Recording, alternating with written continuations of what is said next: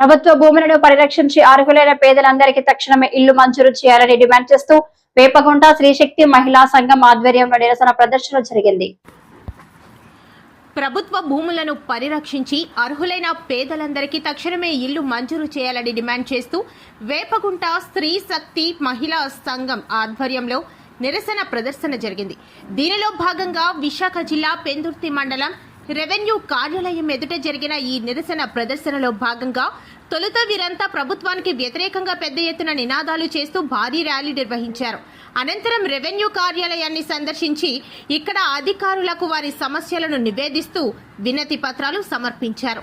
ఈ సందర్భంగా మీడియాతో సంఘం ప్రతినిధి బిఎస్ విజయలక్ష్మి మాట్లాడుతూ అధికారులు నాయకుల ఉదాసీనతతో ప్రభుత్వ భూములు హారతి కర్పూరంలా హరించుకుపోతున్నాయని ఆవేదన వ్యక్తం చేశారు.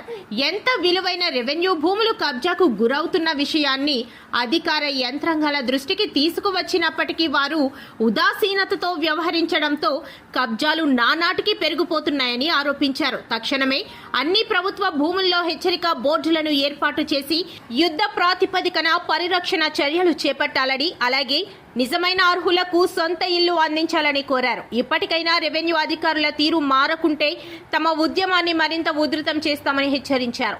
ఈ కార్యక్రమంలో సంఘం ప్రతినిధులు ఈ లక్ష్మీ, దాక్షాయిని, సునీత, శోభ, కుమార్, బాబు, శివ, శంకర్, బాలు, రవి తదితరులు పాల్గొన్నారు.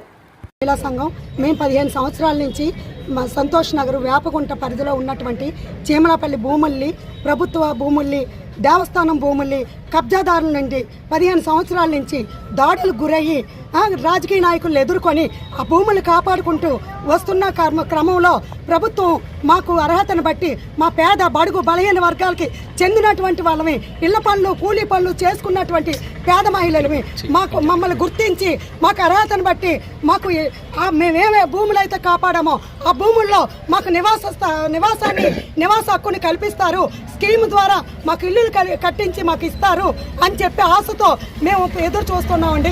ఎన్ని ప్రభుత్వాలు మారినా మా బ్రతుకులు, మా తలరాతలు మారలేదు. కాబట్టి ఇప్పుడు చెప్తున్నాము, ఎవరెవరు వచ్చి ఎక్కడెక్కడి నుంచి వచ్చి అర్హత ఇల్లులు ఉన్న వాళ్ళు కూడా, అర్హత లేని వాళ్ళు కూడా వచ్చి కబ్జాలు చేస్తున్నారు. అది రాజకీయ నాయకులు అండ, లేదా మన రెవెన్యూ డిపార్ట్మెంట్ కూడా చూసి చూడనట్టు చాప కింద నీరులాగా వ్యవహారాన్ని చూస్తున్నారు. ఇది మేము ఖండిస్తున్నామండి.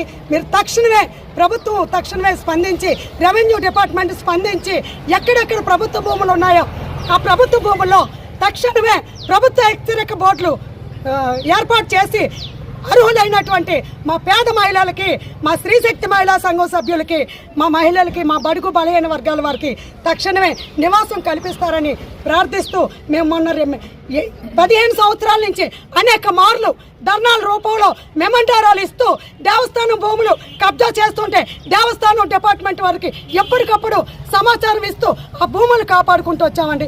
ఎవరు కూడా ఆ ప్రభుత్వ భూములు ఎవరు పట్టించుకోవట్లేదు, ఎవరు ఇష్టారాజ్యంగా వాళ్ళు వ్యవహరిస్తున్నారు.